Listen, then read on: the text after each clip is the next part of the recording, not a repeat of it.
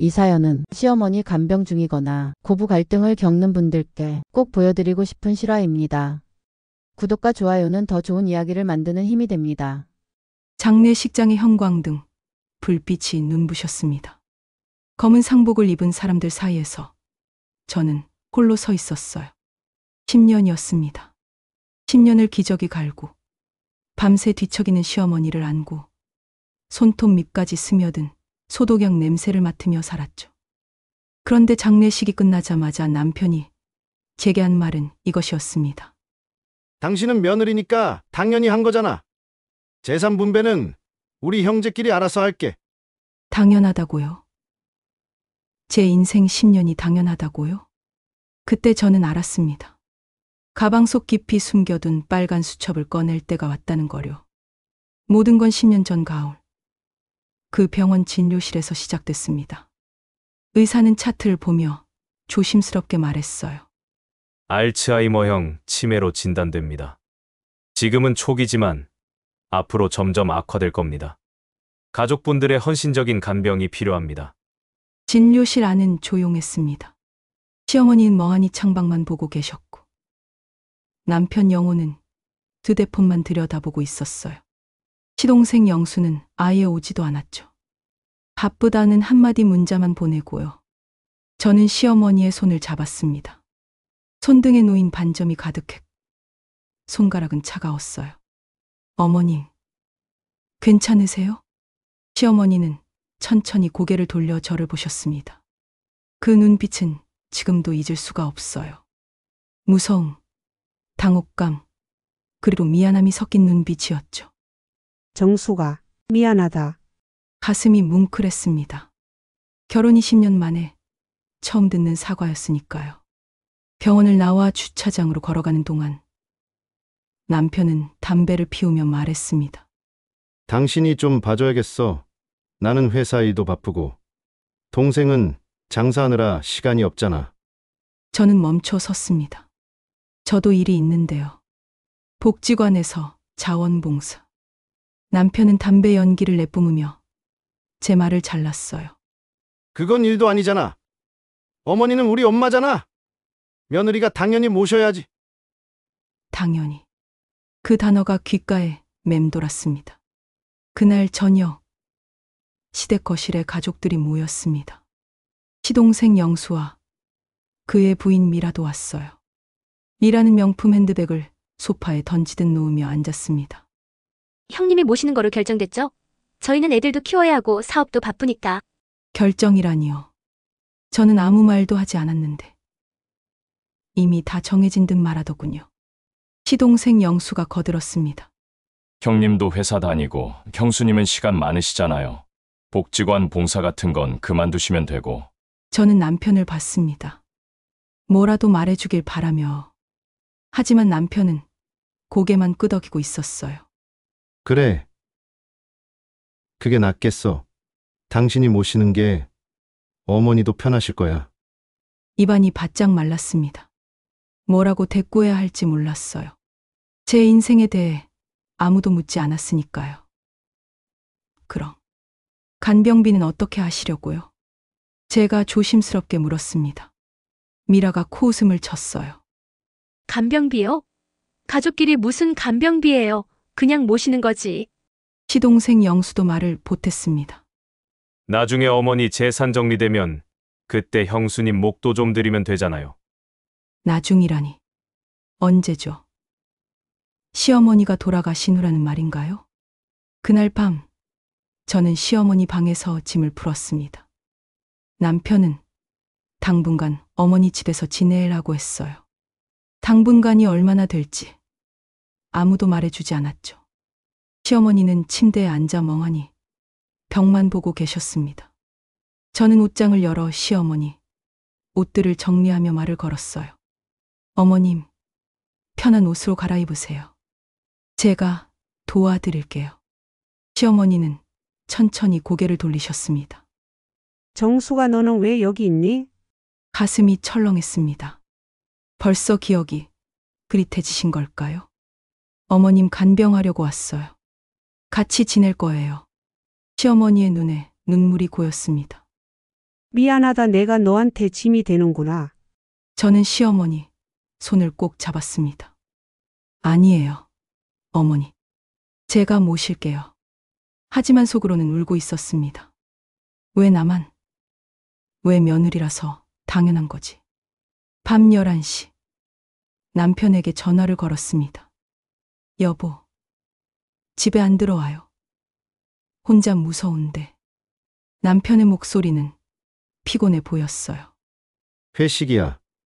당신 혼자 잘 할 수 있잖아. 어머니, 잘 모셔. 전화가 끊겼습니다. 저는 시어머니 방 작은 소파에 앉아 창밖을 봤어요. 가로등 불빛만 쓸쓸하게 빛나고 있었습니다. 이게 정말 당연한 걸까? 내 인생은 어디로 간 걸까? 새벽 2시. 시어머니가 급히 화장실에 가시겠다고 하셨습니다. 저는 황급히 일어나 시어머니를 부축했어요. 하지만 화장실 문 앞에서 시어머니는 그만 실수를 하고 말았습니다. 따뜻한 액체가 제 손과 발에 흘러내렸어요. 소변 냄새가 코를 찔렀습니다. 아이고, 미안하다. 미안해. 시어머니는 울먹이셨습니다. 저도 눈물이 났어요. 하지만 참았습니다. 괜찮아요, 어머니. 제가 씻겨드릴게요. 욕조에 따뜻한 물을 받고 시어머니를 씻겨드렸습니다. 70년을 살아온 몸이었어요. 주름지고 야윈 몸. 저는 수건으로 조심스럽게 닦아드리며 생각했습니다. 언젠가 나도 이렇게 늙겠지. 그때 누가 날 씻겨줄까? 시어머니를 침대에 눕히고 젖은 옷과 이불을 빨래통에 넣었습니다.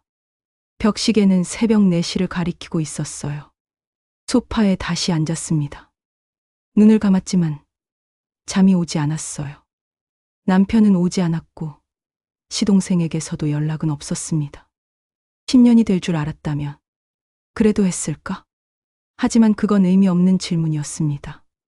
선택권은 애초에 제게 없었으니까요. 일주일이 지났습니다. 제 손은 거칠어졌고 눈 밑엔 다크서클이 자리 잡았어요. 거울을 보니 10살은 늙어 보이더군요.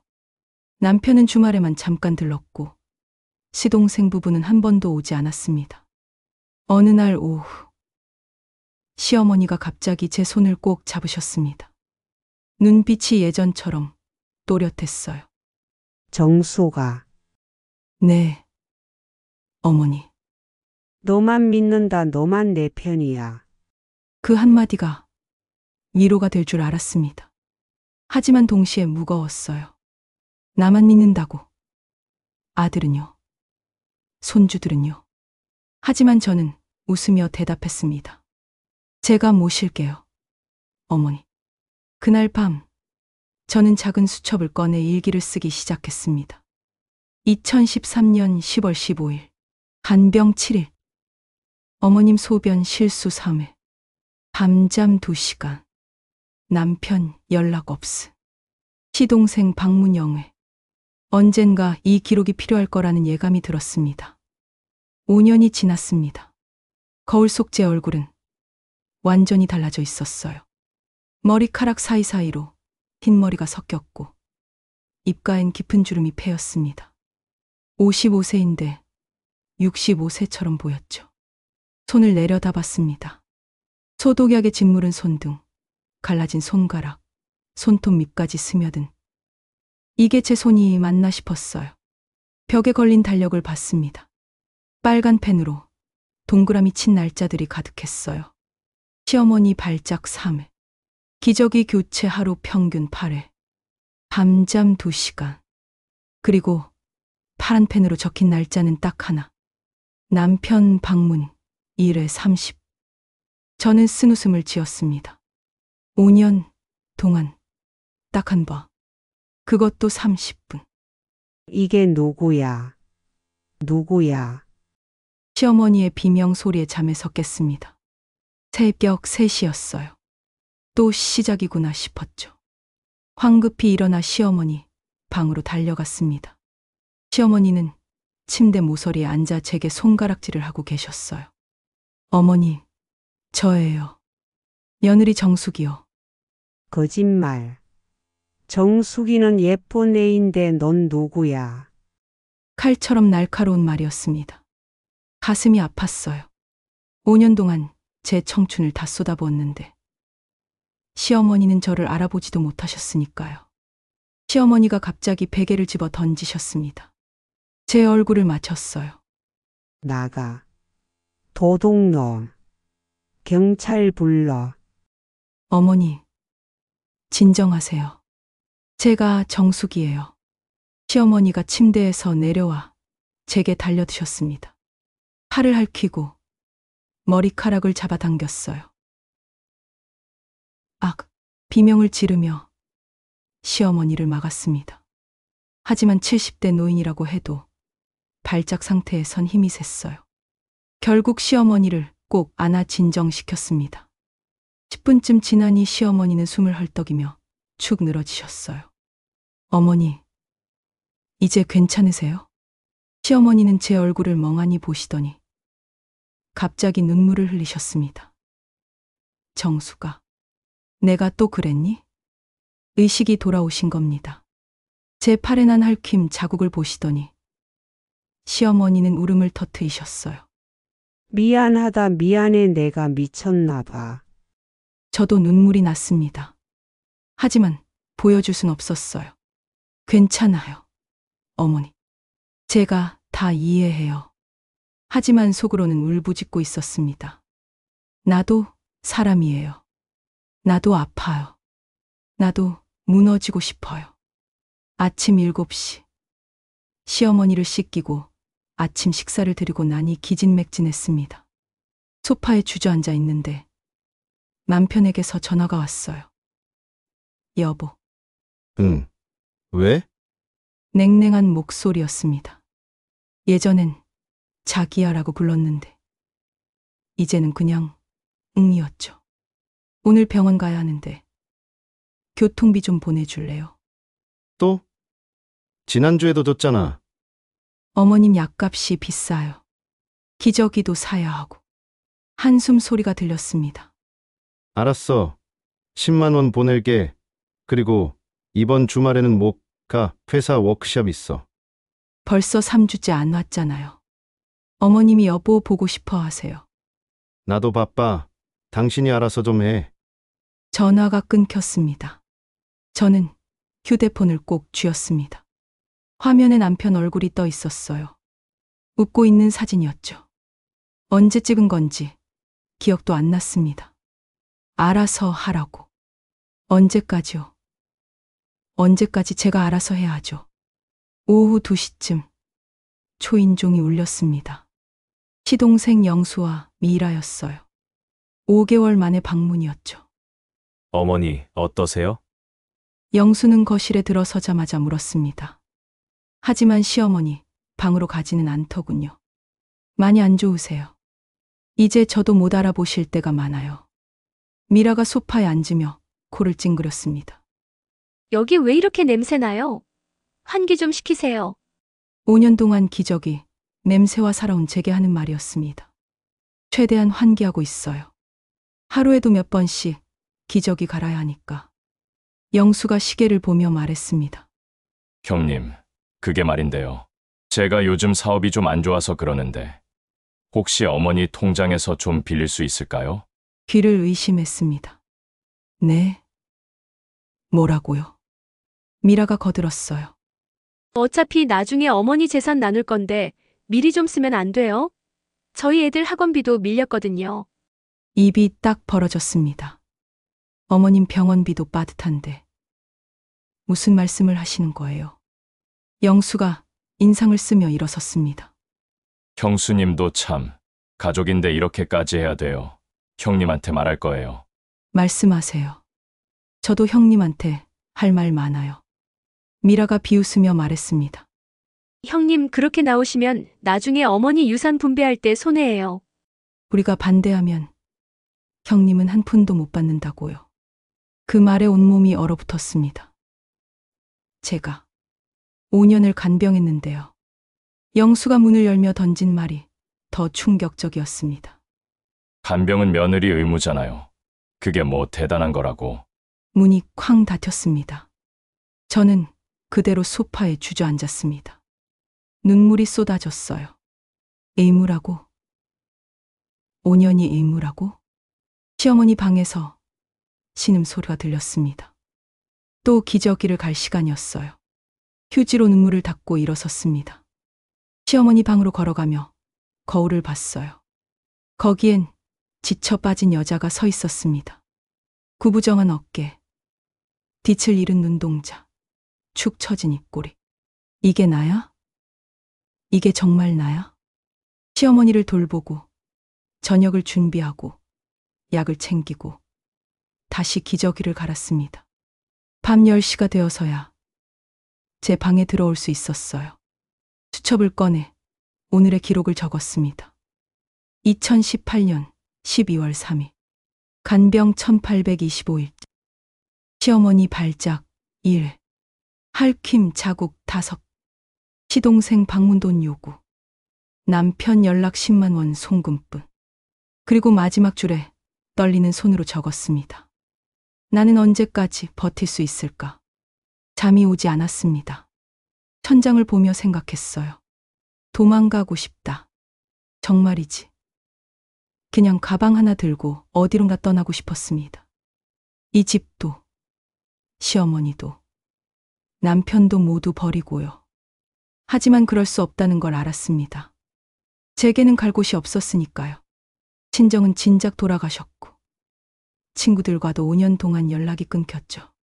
제 인생은 오직 이 집, 이 간병뿐이었습니다. 하느님, 제게 뭐라도 주세요. 희망이라도 주세요. 중얼거렸습니다. 하지만 대답은 없었어요. 새벽 2시, 또 시어머니의 비명소리가 들렸습니다.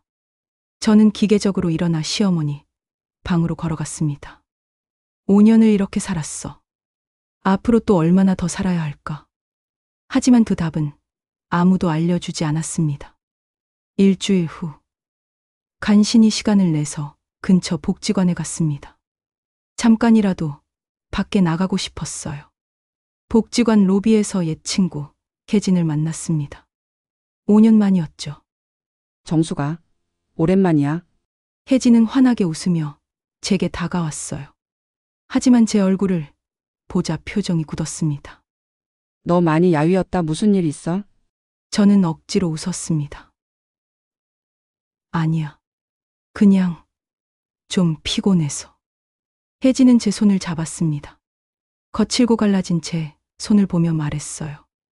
정수가 이건 아니야. 너 이러다 먼저 쓰러지겠어. 눈물이 났습니다. 누군가 제 상태를 걱정해 주는 게 5년 만이었으니까요. 혜진아, 나 죽고 싶어. 혜진은 저를 꼭 안아줬습니다. 울어 실컷 울어. 복지관 구석 벤치에서 저는 한참을 울었습니다. 5년 동안 참았던 눈물을 쏟아냈어요. 혜진이 조용히 물었습니다. 남편은 뭐해? 시동생은? 아무도 안 와.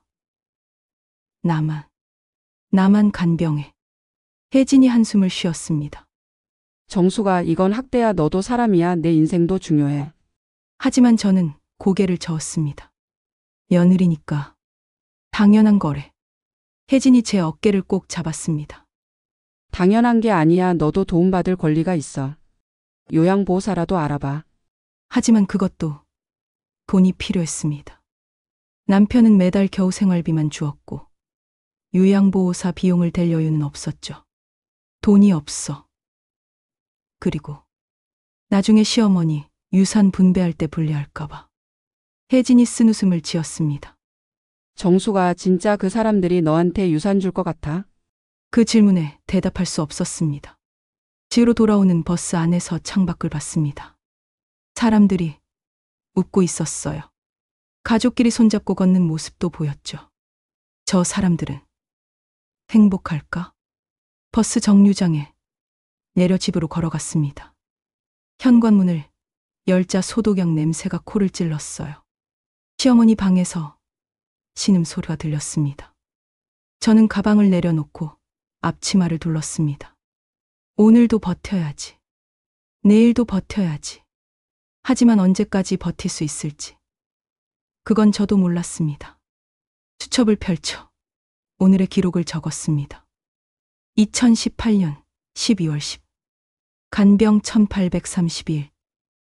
친구 혜진 만나. 이건 학대다라는 말을 들음. 하지만 나는 며느리다. 버텨야 한다. 그리고 마지막 줄에 작게 적었습니다. 하지만 언젠가는 반드시 무엇을 할지 아직 몰랐습니다. 하지만 분명한 건 이대로 끝낼 순 없다는 거였어요. 8년이 지났습니다. 제 나이 58세. 거울을 보면 70대로 보일 정도였어요. 허리는 구부정하게 굽었고 무릎은 삐걱거렸습니다. 매일 시어머니를 안아 옮기느라 허리 디스크가 왔거든요. 벽에 걸린 달력엔 이제 아무것도 적지 않았습니다. 어차피 남편도 시동생도 오지 않으니까요. 마지막으로 남편이 온 게 4개월 전이었습니다. 그것도 10분 서성이다. 바빠서라며 떠났죠. 시어머니는 이제 거의 말도 못하셨습니다. 침대에 누워 천장만 보시거나 가끔 알 수 없는 중얼거리만 하셨어요. 저는 매일같이 시어머니를 씻기고 기저귀를 갈고 밥을 떠먹이고 약을 먹였습니다. 기계처럼요. 나는 사람일까? 기계일까? 그런 생각마저 들지 않을 정도로 무뎌져 있었습니다. 창밖엔 벚꽃이 흩날리고 있었습니다. 봄이었어요. 하지만 이 집엔 봄이 오지 않았죠. 시어머니를 휠체어에 태워 창가로 모셨습니다. 햇살이 따뜻했어요. 어머님, 봄이에요. 벚꽃 보세요. 시어머니는 반응이 없으셨습니다. 그저 멍하니 창밖만 보고 계셨죠. 저는 시어머니 옆에 앉아 함께 벚꽃을 봤습니다. 8년을 이렇게 살았어. 문득 눈물이 났습니다.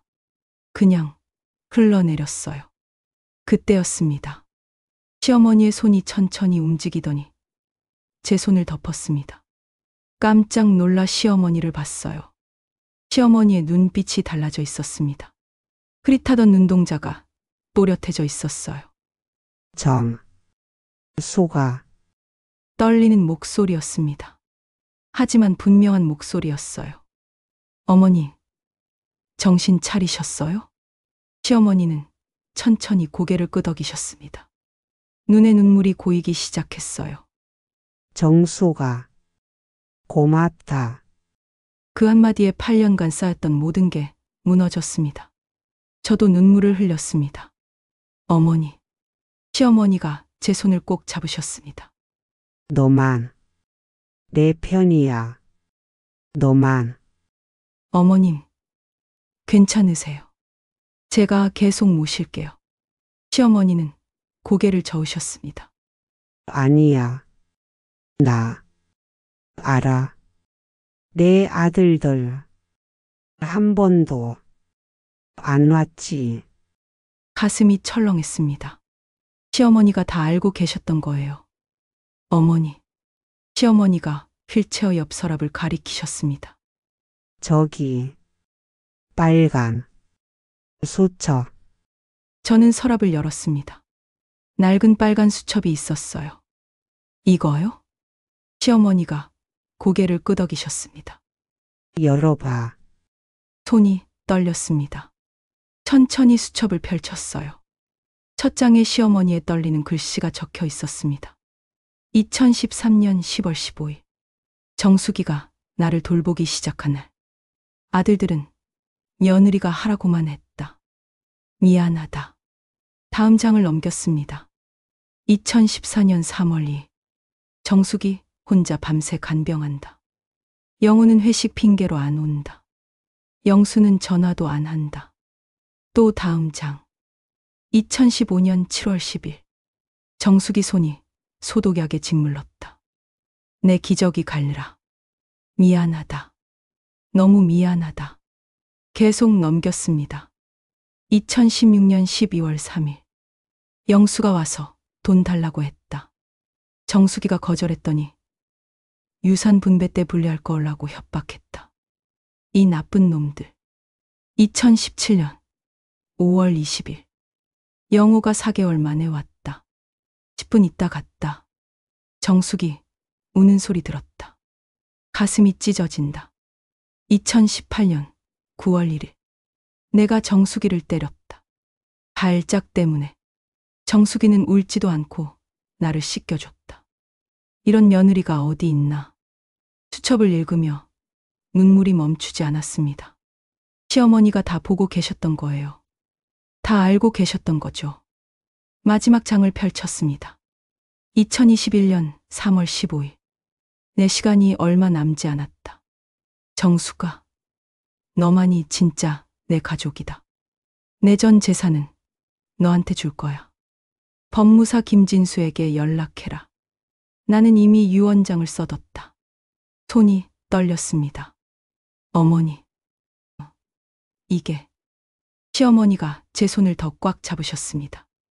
정수가, 내 아들들은 한 번도 엄마를 사랑하지 않았어. 너만 날 사랑해줬어. 어머니, 시어머니가 계속 말씀하셨습니다. 내 재산 다 너 줄 거야. 집도 예금도 다. 어머님, 그러시면 안 돼요. 아들들이. 시어머니가 고개를 저으셨습니다. 아들, 그게 아들이냐? 너만 내 딸이야. 내 진짜 가족이야. 시어머니는 그렇게 말씀하시고는 다시 눈을 감으셨습니다. 어머니, 어머니. 하지만 시어머니는 다시 의식을 잃으셨어요. 저는 빨간 수첩을 꼭 안고 제 방에 앉아 있었습니다. 수첩을 다시 펼쳐 한 장 한 장 읽었어요. 8년간 시어머니가 지켜본 모든 것들이 적혀 있었습니다. 제가 울었던 날, 남편이 무시했던 날, 시동생들이 협박했던 날, 모두 다요. 마지막 장에 적힌 법무사 전화번호를 보았습니다. 정말 유언장을 쓰신 걸까? 휴대폰을 꺼내 전화번호를 저장했습니다. 그리고 제 수첩을 꺼냈어요. 8년간 제가 기록한 간병일지였죠. 두 수첩을 나란히 놓고 봤습니다. 제가 기록한 고통의 날들, 시어머니가 기록한 미안함과 감사의 날들. 어머님도 저를 봐주고 계셨구나. 눈물이 또 흘렀습니다. 하지만 이번엔 슬픔만이 아니었어요. 뭔가 다른 감정이 섞여 있었습니다. 이제 내가 할 일이 생겼어. 다음날 아침, 시어머니를 돌보고 나서 조심스럽게 전화를 걸었습니다. 여보세요. 법무사 김진수입니다. 저는 고순자 어르신의 며느리 이정숙이라고 합니다. 잠시 침묵이 흘렀습니다. 아, 이정숙 씨. 기다리고 있었습니다. 네, 고순자 어르신께서 3년 전에 저를 찾아오셔서 유언장을 작성하셨습니다. 그때 말씀하셨어요. 며느리 정숙이가 언젠가 연락할 거라고요. 가슴이 쿵 내려앉았습니다. 정말 유언장을. 네. 공증까지 마친 정식 유언장입니다. 전 재산을 며느리 이정숙 씨에게 상속한다는 내용이에요. 손이 떨렸습니다. 그럼 제가. 네. 고순자 어르신이 돌아가시면 법적으로 모든 재산은 이정숙 씨 것입니다. 아들들이 유류분 청구를 할 수는 있지만 공증 유언장이 있기 때문에 법적 효력이 더 강합니다. 김진수 법무사가 말을 이었습니다. 그리고 어르신께서 이것도 남기셨습니다. 뭔데요? 녹음 파일입니다.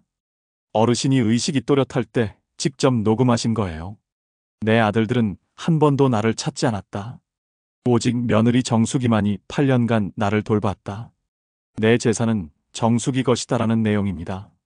눈물이 쏟아졌습니다. 어머님이. 이정숙 씨, 어르신은 당신을 정말 사랑하셨어요. 그리고 아들들을 용서하지 않으셨습니다. 전화를 끊고 저는 한참을 울었습니다. 어머니, 감사합니다. 정말 감사합니다. 시어머니 방으로 갔습니다. 시어머니는 침대에 누워 계셨어요. 의식은 없으셨지만 숨은 쉬고 계셨습니다. 저는 시어머니 손을 잡았습니다. 어머님, 제가 법무사님께 전화했어요. 시어머니는 반응이 없으셨어요. 어머님이 저를 지켜주신 거 알아요. 시어머니의 손이 미세하게 떨렸습니다. 어머니, 약속할게요. 어머님의 뜻대로 제가 꼭 할게요. 그 사람들한테 절대 당하지 않을게요. 그때 시어머니의 입가에 미소가 지어진 것 같았습니다. 착각이었을까요? 하지만 분명 느꼈습니다. 시어머니가 제 말을 듣고 계신다는 거요. 오후에 남편에게서 전화가 왔습니다. 여보, 어머니 상태 어때? 반년 만에 연락이었습니다. 많이 안 좋으세요. 이제 시간이 얼마 안 남으신 것 같아요. 그래? 알았어. 나중에 연락할게. 전화를 끊으려는데 제가 불렀습니다. 여보, 왜? 8년이에요. 제가 8년을 간병했어요. 그래서? 차갑고 무뚝뚝한 목소리였습니다. 아무것도 아니에요. 그냥 기억해 두세요. 뭔 소리야? 나 밥. 전화가 끊겼습니다.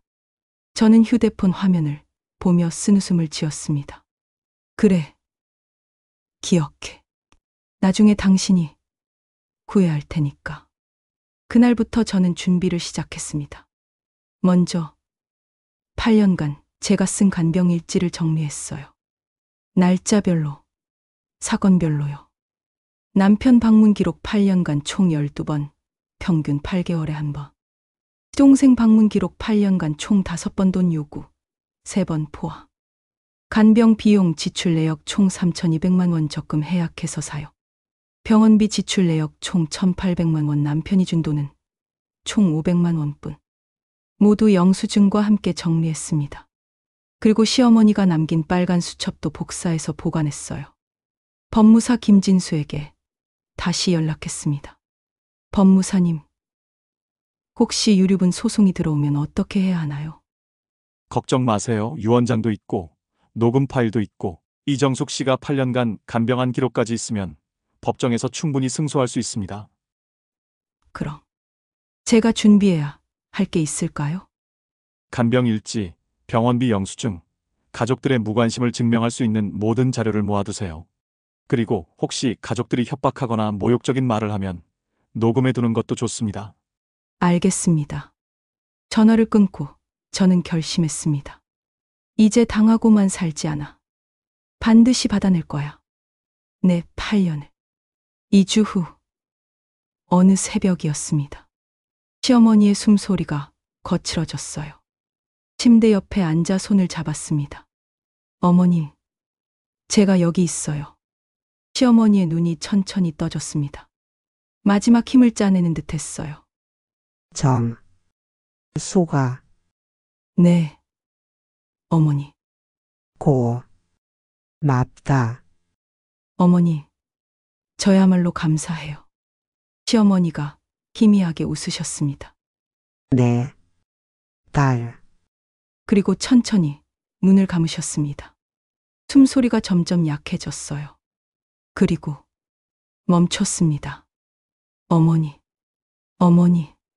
하지만 시어머니는 대답하지 않으셨습니다. 저는 시어머니의 손을 꼭 잡고 한참을 울었습니다. 8년간 함께한 시간들이 주마등처럼 지나갔어요. 힘들었지만 후회는 없었습니다. 시어머니의 차가워진 손을 쓰다듬으며 속삭였습니다. 어머니, 편히 쉬세요. 그리고 지켜봐 주세요. 제가 어머님의 뜻대로 할게요. 떨리는 손으로 남편에게 전화를 걸었습니다. 여보, 어머니, 돌아가셨어요.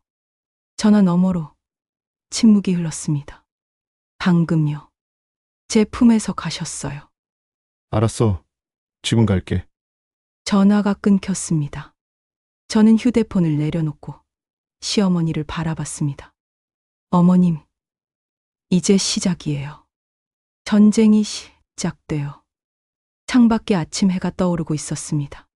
새로운 날이 밝았습니다. 그리고 제 새로운 전쟁도 시작됐습니다. 장례식장 입구에 구 고순자, 현수막이 걸려 있었습니다. 저는 검은 상복을 입고 영정사진 앞에 섰어요. 시어머니가 웃고 계셨습니다. 젊었을 때 찍은 사진이었죠. 어머니, 편히 가세요. 속삭이며 저를 올렸습니다. 그때 뒤에서 목소리가 들렸어요. 형수님, 돌아보니 시동생 영수와 미라가 있었습니다. 2년 만이었죠. 영수는 곧바로 영정 앞으로 가서 큰 소리로 통곡했습니다. 어머니, 어머니. 미라도 눈물을 흘리며 절을 했어요. 저는 그 모습을 보며 쓴웃음을 지었습니다. 8년간 5번 온 사람이 지금 통곡을 하네. 하지만 아무 말도 하지 않았습니다. 아직은요. 30분 후 남편 영우가 도착했습니다. 얼굴이 붉어져 있었어요. 술 냄새가 났습니다. 어머니, 남편은 영정 앞에 무릎을 꿇고 눈물을 흘렸어요. 조문객들이 수군거렸습니다. 아이고, 큰아들이 효자네. 어머님 돌아가셔서 얼마나 슬프시겠어. 저는 그 말들을 들으며 입술을 깨물었습니다. 효자, 8년간 12번 온 사람이? 남편이 일어나 저에게 다가왔습니다. 당신 고생 많았어. 어머니 잘 모셨어. 차갑고 형식적인 목소리였습니다. 네. 짧게 대답했습니다. 남편은 영수와 미라 쪽으로 갔어요. 세 사람은 구석에서 뭔가 속삭이기 시작했습니다. 제게서 멀리 떨어진 곳에서요.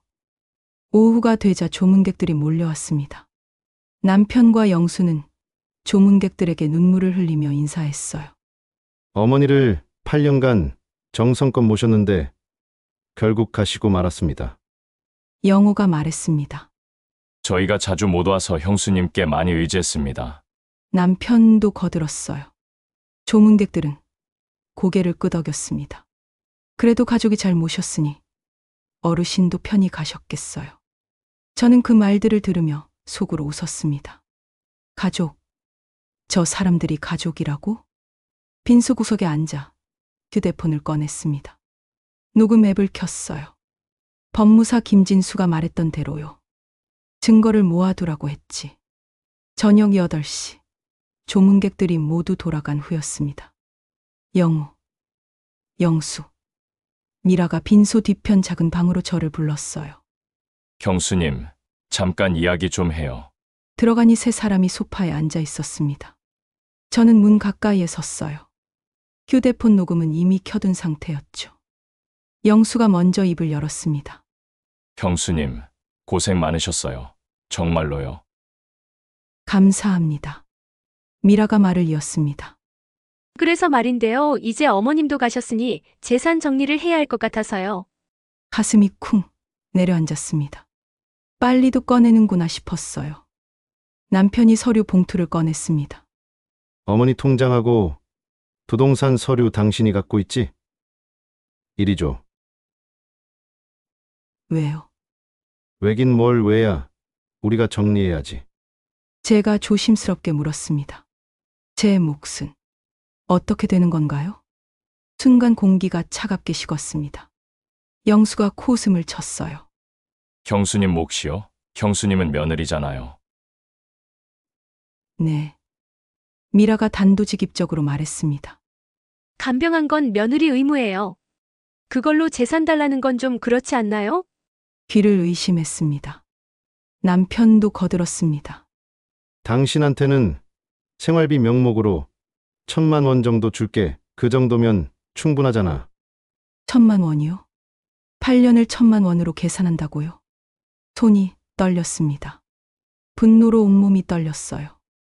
여보, 저 8년을 간병했어요. 그래. 고생했어. 그러니까 1,000만 원 주는 거잖아. 영호는 마치 큰 시혜를 베푸는 것처럼 말했습니다. 8년이요. 제 인생 8년이에요. 영수가 짜증스럽게 말했습니다. 형수님, 솔직히 말하면요. 어머니는 저희 엄마예요. 혈육이죠. 형수님은 남이잖아요. 남이라고. 8년을 간병한 사람에게 남이라고. 미라가 마무리를 지었습니다. 어머니 재산은 두 아들이 반반 나누는 게 맞아요. 형님은 그냥 간병한 대가로 1,000만 원 받으시면 돼요.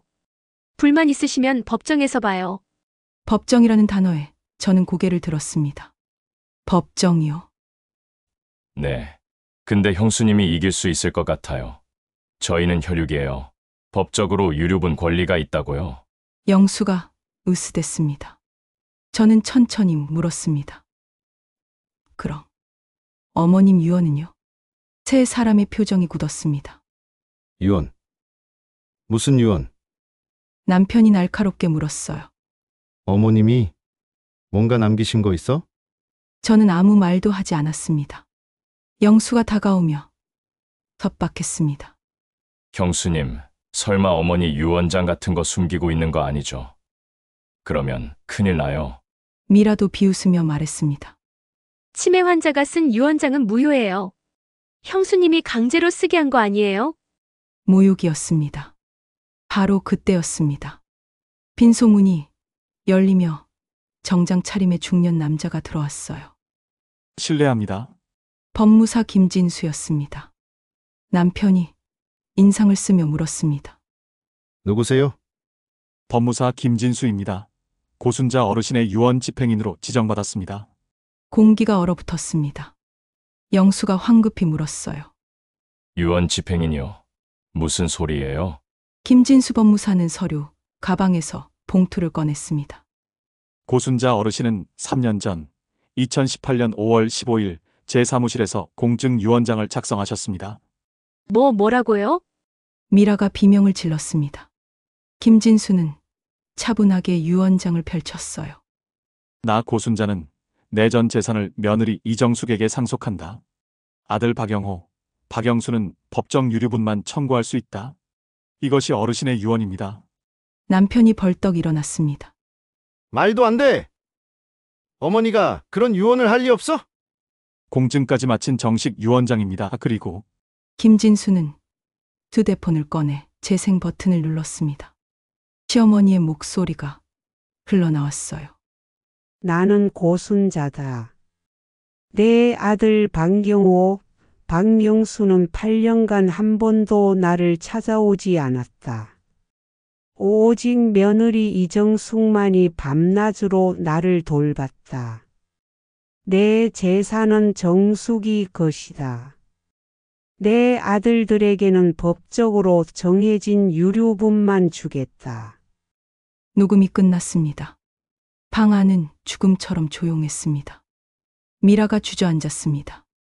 이게 무슨... 영수는 얼굴이 새하얗게 질렸어요. 형님, 이거 뭐예요? 형수님이 어머니를 꼬드긴 거잖아요. 김진수가 차갑게 말했습니다. 고순자 어르신은 유언장 작성 당시 의식이 온전했습니다. 정신과 전문의의 소견서도 첨부되어 있습니다. 법적으로 하자가 없습니다. 남편이 저를 노려봤습니다. 당신 이게 무슨 짓이야? 저는 처음으로 당당하게 대답했습니다. 어머님의 뜻이에요. 말도 안 돼! 우리는 혈육이야? 당신은 남이잖아! 제가 한 걸음 다가가며 말했습니다. 8년이요. 8년간 제가 간병했어요. 당신은요? 12번 왔죠. 평균 8개월에 한 번. 영수가 소리쳤습니다. 우리도 바빴어요. 바빠서 어머니 돌아가셨는데 술 마시고 오셨어요? 남편의 얼굴이 붉어졌습니다. 저는 계속 말했습니다. 시동생분은 8년간 5번 오셨죠. 그중 3번은 돈 요구하러. 기억하세요.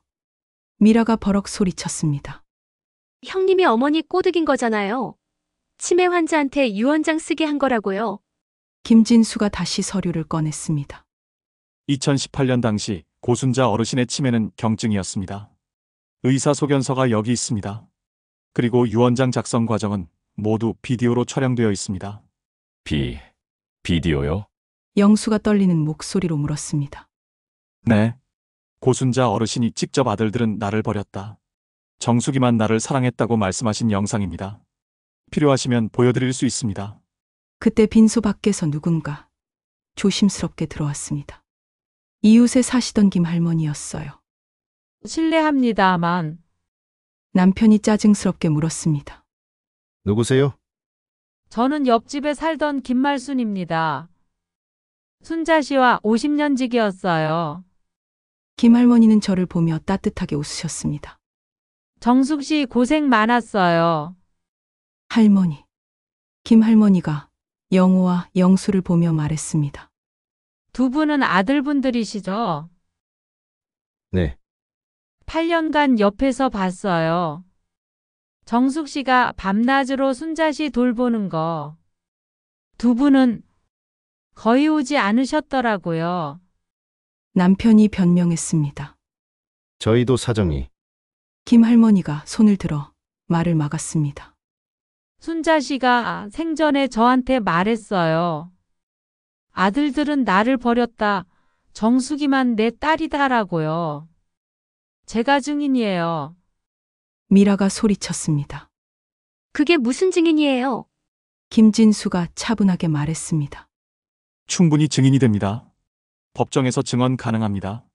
영우와 영수는 더 이상 할 말이 없었습니다. 김진수가 마무리했습니다. 고순자 어르신의 재산 목록입니다. 집 한 채, 예금 2억 3천만 원, 주식 8천만 원, 총 4억 원 상당입니다. 4억이요? 저도 놀랐습니다. 그렇게 많은 줄 몰랐어요. 이정숙 씨가 상속받게 되며 유류분으로 각각 5천만 원씩만 청구 가능합니다. 고자 5천만 원이요? 영수가 소리쳤습니다. 유언장이 있으므로 법적으로 이게 최대입니다. 이해 있으시면 법정에서 다투셔야 합니다. 김진수는 저를 보며 말했습니다. 8년간 간병한 기록, 병원비 영수증, 증인들까지 있으니 승소 확률은 99%입니다. 저는 그제야 숨을 쉴 수 있었습니다. 남편이 저를 보며 이를 갈았습니다. 당신 이러려고 어머니 모신 거야? 제가 차갑게 대답했습니다. 당신들이 버린 어머니를 제가 8년간 모셨어요. 그게 잘못인가요? 미라가 울부짖었습니다. 형님이 다 계획한 거잖아요. 어머니 재산 노리고. 저는 휴대폰을 꺼내 녹음을 멈췄습니다. 그리고 재생 버튼을 눌렀어요. 방금 전 대화가 그대로 흘러나왔습니다. 간병한 건 며느리 의무예요. 형수님은 남이잖아요. 1,000만 원이면 충분하잖아. 세 사람의 얼굴이 하얗게 질렸습니다. 저는 휴대폰을 다시 주머니에 넣으며 말했습니다. 이것도 법정에서 쓸 수 있겠네요. 저는 김진수 법무사와 김할머님께 감사 인사를 했습니다. 정말 감사합니다. 김할머니가 제 손을 꼭 잡으셨어요. 정숙 씨 당당하게 받아요. 당신 것이에요. 빈소를 나서는데 뒤에서 영호의 목소리가 들렸습니다. 법정에서 보자. 끝까지 싸울 거야. 저는 돌아보지 않았습니다. 대신 속으로 중얼거렸어요. 좋아요. 법정에서 봐요. 제가 이길 테니까. 복도를 걸으며 시어머니, 영정을 다시 봤습니다. 어머니, 지켜봐 주세요. 제가 끝까지 갈게요. 그날 밤, 저는 처음으로 편안하게 잠들었습니다. 8년 만에 처음으로요. 장례를 치른 지 일주일이 지났습니다. 저는 시어머니 집에 혼자 남아 있었어요. 아직은 제 집이 아니었죠. 유산 상속 절차가 완료되려면 시간이 필요했습니다. 매일 아침 시어머니, 영정 앞에 저를 올렸습니다. 어머니, 오늘도 잘 부탁드려요. 그날 오후, 초인종이 울렸습니다. 문을 열자 시동생 영수의 부인 미라가 서 있었어요. 혼자가 아니었습니다. 낯선 중년 여성 2명이 함께 있었죠. 형님, 우리 잠깐 들어가도 될까요? 불안한 예감이 들었지만 문을 열어줬습니다. 세 사람이 거실로 들어왔어요. 미라가 두 여성을 소개했습니다. 이분들은 시동생의 친구분들이에요. 증인으로 모셨어요. 증인이요? 미라가 휴대폰을 꺼내 녹화 버튼을 눌렀습니다. 형님, 솔직히 말씀해 주세요. 어머님을 학대한 적 있죠? 귀를 의심했습니다. 네. 무슨 말씀이세요? 미라가 날카롭게 물었습니다. 어머님이 멍들어 있는 거 제가 봤어요. 형님이 때린 거죠? 어머님이 치매 발작 때문에 넘어지신 거예요. 증거 있어요? 형님이 때렸을 수도 있잖아요. 옆에 있던 여성 중 한 명이 거들었습니다. 저도 들었어요. 어르신한테 소리 지르는 거. 거짓말이었습니다. 이 사람들은 한 번도 이 집에 온 적이 없었어요. 언제요? 언제 그런 적이 있죠? 미라가 비웃었습니다. 어머님 학대해놓고 재산은 다 가져가려고 하시네요. 뻔뻔하시네. 저는 주먹을 꽉 쥐었습니다. 나가세요. 당장. 나갈게요. 근데 이 녹화 영상은 법정에 제출할 거예요. 형님이 어머님 학대했다는 증거로요. 세 사람은 비웃으며 나갔습니다. 문이 닫히자 저는 그대로 바닥에 주저앉았습니다. 학대라니. 8년을 간병한 게 학대라니. 다음 날부터 시댁 친척들에게서 전화가 오기 시작했습니다. 먼저 시어머니의 동생, 고모할머니에게서였어요. 내가 들었는데 순자 언니를 때렸다며? 아니에요. 거짓말이에요. 증거까지 있다던데. 어떻게 그럴 수가 있어? 고모님, 제 말 좀 들어주세요. 어르신 모시는 게 힘들긴 하지. 근데 때리면 안 되지. 그럴 사람이 아니라고 생각했는데. 전화가 끊겼습니다. 이어서 남편 쪽 사촌들에게서도 전화가 왔어요. 형수님, 소문 들었어요. 어머님한테 어떻게 그러실 수가 있어요? 아니라니까요. 영수가 증인도 있다던데요? 형수님, 재산 때문에 그러시는 거예요? 제 말 좀. 실망했어요. 또 전화가 끊겼습니다. 하루 만에 소문이 시댁 친척 전체에 퍼진 겁니다. 저는 소파에 앉아 울었습니다. 8년을 간병했는데 학대자가 되다니.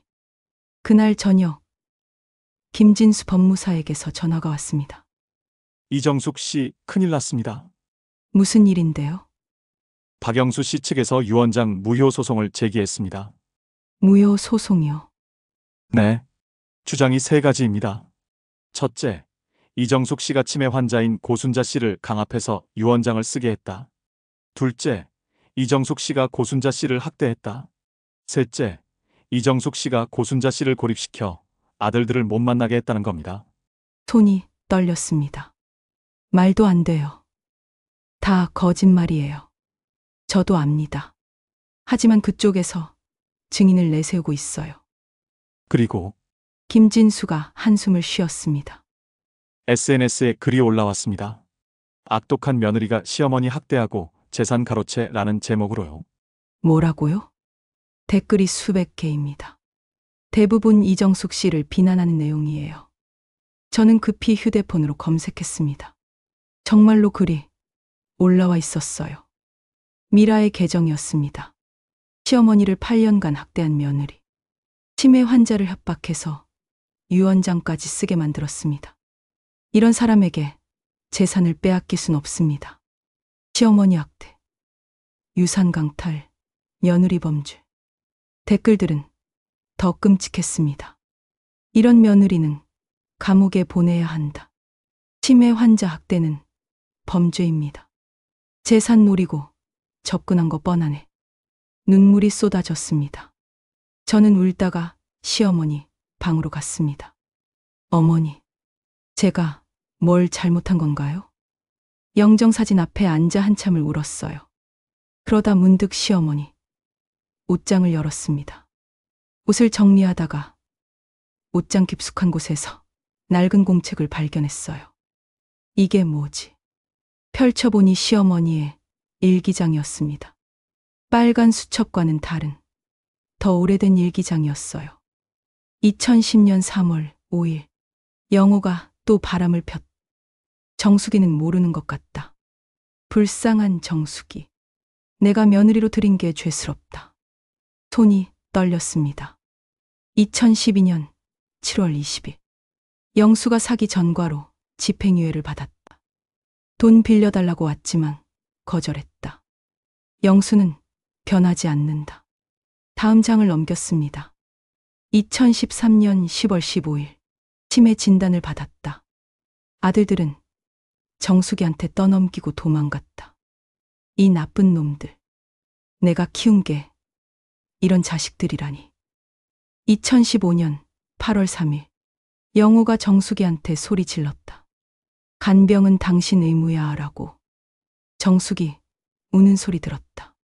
가슴이 찢어진다. 2017년 11월 11일.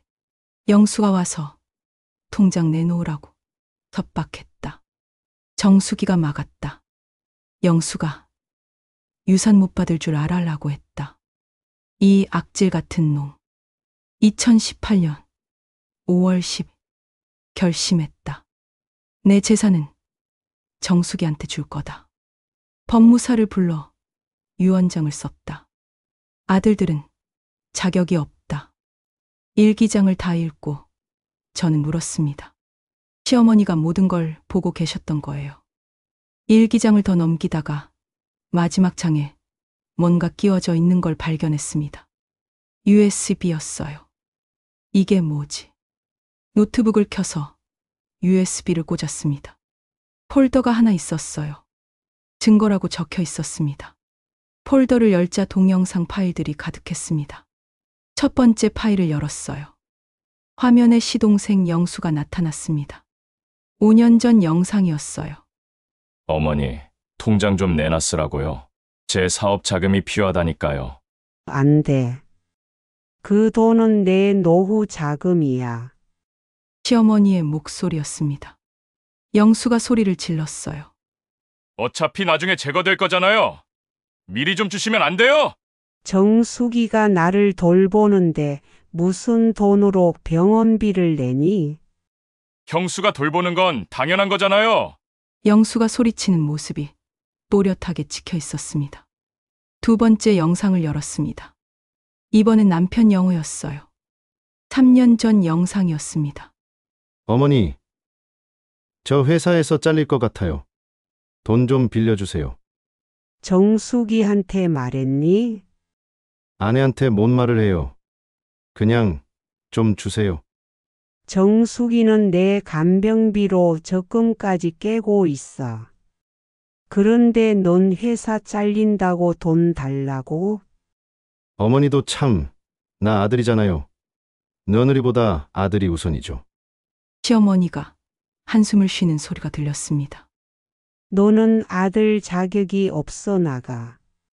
영상이 끝났습니다. 세 번째 영상은 미라였습니다. 어머니, 저희 애들 학원비 좀 대주세요. 형님은 어머니 모시면서 돈도 받고 있잖아요. 정숙이가 무슨 돈을 받아?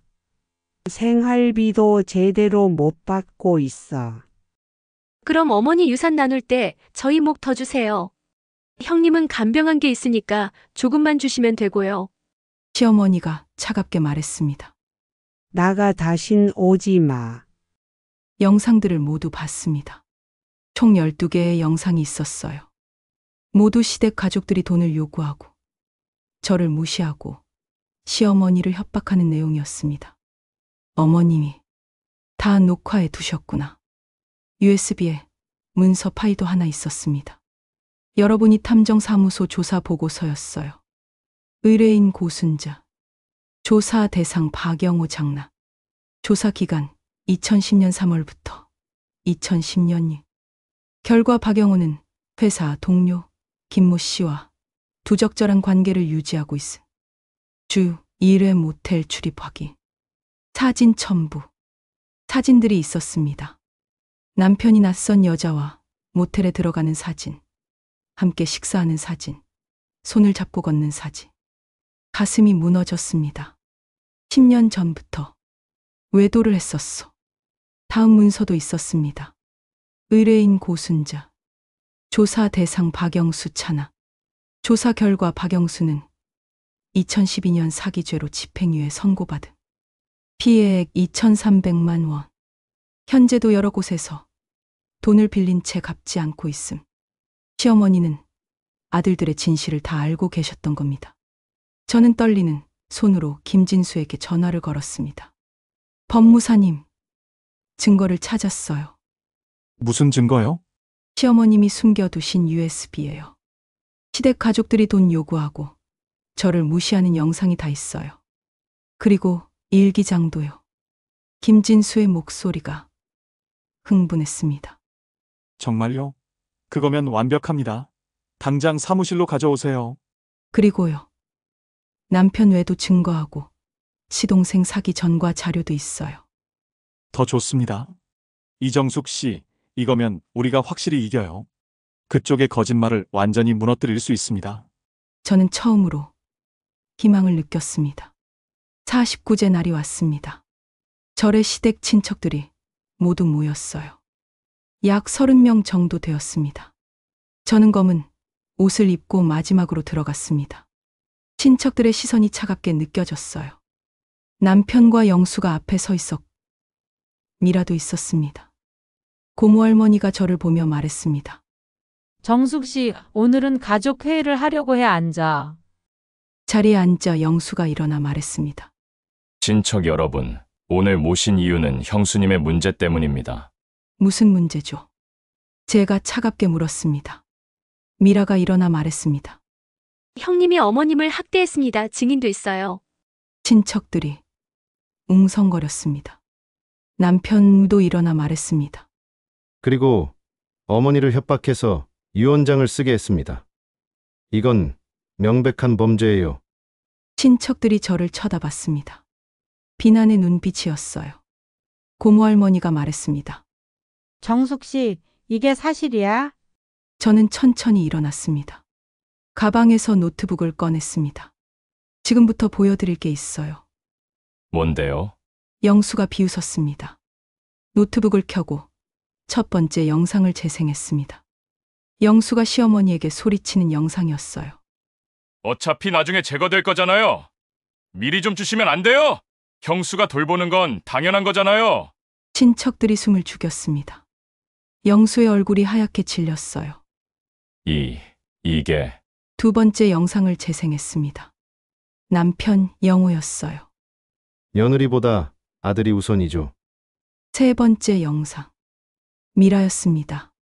형님은 간병한 게 있으니까 조금만 주시면 되고요. 영상이 끝났습니다.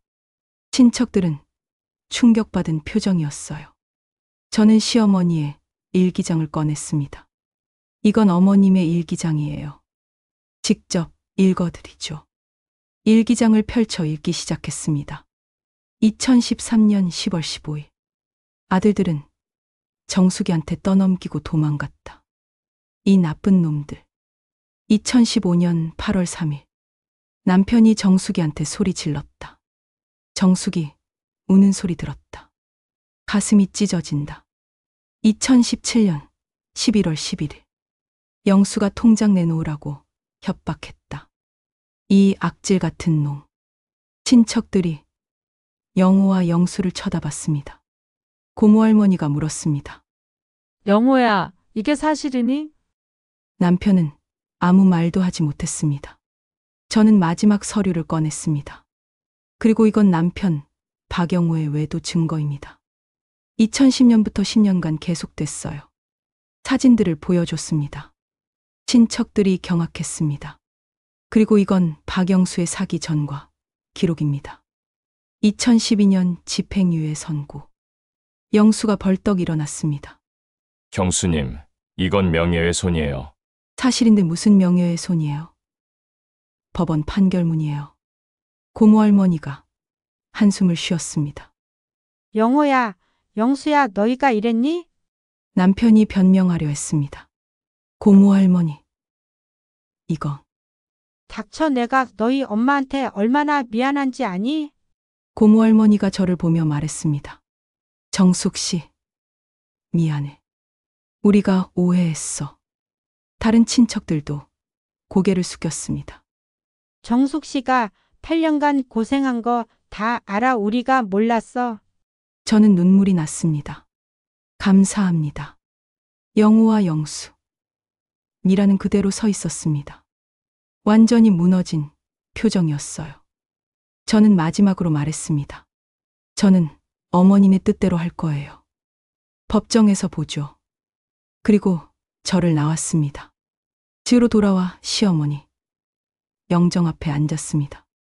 어머님, 오늘 어머님이 남기신 증거들로 모두에게 진실을 보여줬어요. 영정 속 시어머니가 웃고 계셨습니다. 이제 법정만 남았어요. 끝까지 갈게요. 휴대폰이 울렸습니다. 김진수 법무사였어요. 이정숙 씨, 오늘 일 소식 들었어요. 완벽했습니다. 감사해요. 법무사님. 이제 법정 소송 준비합니다. 상대 측이 무효 소송 걸었으니 우리도 만반의 준비를 해야죠. 언제쯤 시작되나요? 2주 후 첫 재판입니다. 준비 잘하세요. 전화를 끊고 창밖을 봤습니다. 달이 밝게 빛나고 있었어요. 이제 진짜 전쟁이 시작되는구나. 하지만 두렵지 않았습니다. 진실은 제 편이었으니까요. 법정. 첫 재판 당일. 2021년 6월 15일. 서울중앙지방법원. 저는 검은색 정장을 법정 앞에 섰습니다. 손이 떨렸어요. 김진수 법무사가 옆에서 제 어깨를 가볍게 두드렸습니다. 걱정 마세요. 우리가 이길 겁니다. 법정 문이 열렸습니다. 안으로 들어가니 반대편에 명호, 영수, 미라가 앉아 있었어요. 그들 옆엔 양복을 입은 변호사가 있었습니다. 큰 로펌의 변호사처럼 보였죠. 영수가 저를 보며 비웃었습니다. 저 표정. 오늘날 무너뜨릴 작정이구나. 재판장이 입장했고 모두 일어났습니다. 착석하세요. 지금부터 유언장 무효 확인 소송 첫 번째 변론을 시작하겠습니다. 드디어 시작됐습니다. 상대 측 변호사가 일어났습니다. 40대 중반으로 보인 남자였어요. 재판장님, 원고 측은 피고 이정숙이 치매 환자인 고순자 씨를 강압하여 유언장을 작성하게 했다고 주장합니다. 변호사는 서류를 들어보이며 계속 말했습니다. 고순자 씨는 2013년 치매 진단을 받았고 2018년 유언장 작성 당시에는 중증 치매 상태였습니다. 이런 상태에서 작성된 유언장은 법적 효력이 없습니다. 김진수가 반박했습니다. 이에 있습니다. 2018년 당시 고순자 씨는 경증 치매였으며 정신과 전문의 소견서가 있습니다. 그 소견서가 조작되었을 가능성이 있습니다. 재판장이 손을 들었습니다. 증거 제출하세요. 상대 변호사가 서류를 제출했습니다. 이것은 2018년 당시 고순자 씨를 치료하던 다른 병원의 진단서입니다. 중증 치매로 기재되어 있습니다. 김진수의 얼굴이 굳었어요. 저도 놀랐습니다. 그런 진단서가 있었나요? 상대 변호사가 공격을 이었습니다. 더욱이 피고 이정숙은 고순자 씨를 고립시켜 아들들이 만나지 못하게 했습니다. 이는 학대에 해당합니다. 이에 있습니다. 원고들이 스스로 방문하지 않은 겁니다. 김진수가 소리쳤지만 상대 변호사는 웃으며 말했습니다. 그럴까요? 증인을 신청합니다. 법정 문이 열리며 한 여성이 들어왔습니다. 미라와 함께 있던 그 여성이었어요. 거짓 증인이었죠. 증인은 선서하세요. 여성이 선서를 하고 증인석에 앉았습니다. 상대 변호사가 물었습니다. 증인은 고순자 씨와 어떤 관계였습니까? 저는 간병인이었습니다. 2017년부터 2018년까지 일했어요. 거짓말이었습니다. 저는 한 번도 본 적 없는 사람이었어요. 일하는 동안 무엇을 보았습니까? 이정숙 씨가 고순자 어르신을 때리는 걸 여러 번 봤어요. 소리도 지르고 밥도 제때 안 줬어요. 가슴이 터질 것 같았습니다. 거짓말이에요. 제가 소리쳤지만 재판장이 제지했습니다. 피고는 조용히 하세요. 상대 변호사가 계속 물었습니다. 더 있습니까? 네. 이정숙 씨가 어르신한테 빨리 돌아가시라고 말하는 것도 들었어요. 저는 손이 떨렸습니다. 온몸이 부들부들 떨렸어요. 어떻게 저런 거짓말을. 김진수가 반대 신문을 시작했습니다. 증인, 정확히 언제부터 언제까지 일했죠? 2017년 3월부터 2018년 5월까지요. 그럼 일주일에 몇 번 갔습니까? 주 3회요. 급여는 얼마 받았습니까? 여성이 당황했습니다. 100만 원이요. 김진수가 서류를 꺼냈습니다. 이건 고순자 씨의 통장 내역입니다.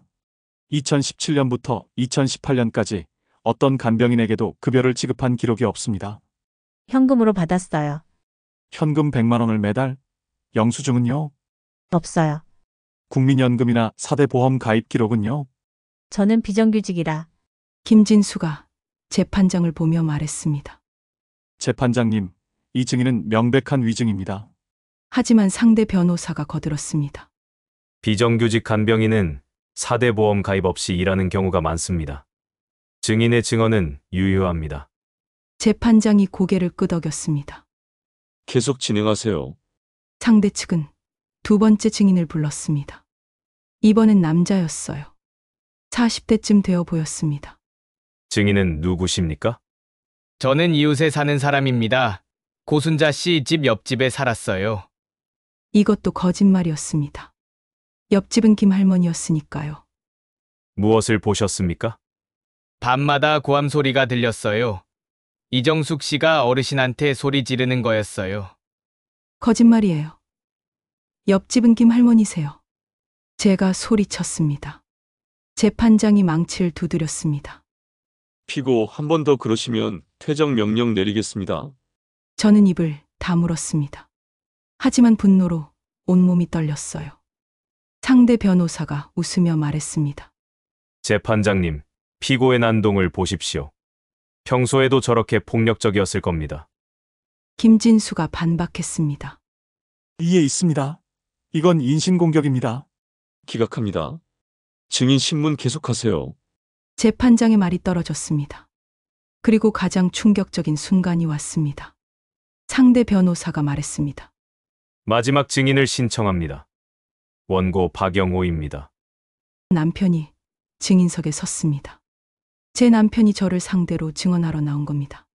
증인, 피고와는 어떤 관계입니까? 제 아내입니다.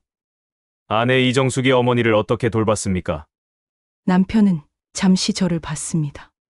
그리고 고개를 돌렸어요. 처음엔 잘 돌봤습니다. 하지만 시간이 지나면서 달라졌어요. 가슴이 무너졌습니다. 어떻게 달라졌죠? 짜증을 많이 냈어요. 어머니한테 소리도 지르고. 그만해요. 제가 소리쳤습니다. 눈물이 쏟아졌어요. 당신이 뭘 알아요? 8년간 당신은 단 한 번도 곁에 없었잖아요. 재판장이 망치를 세게 두드렸습니다.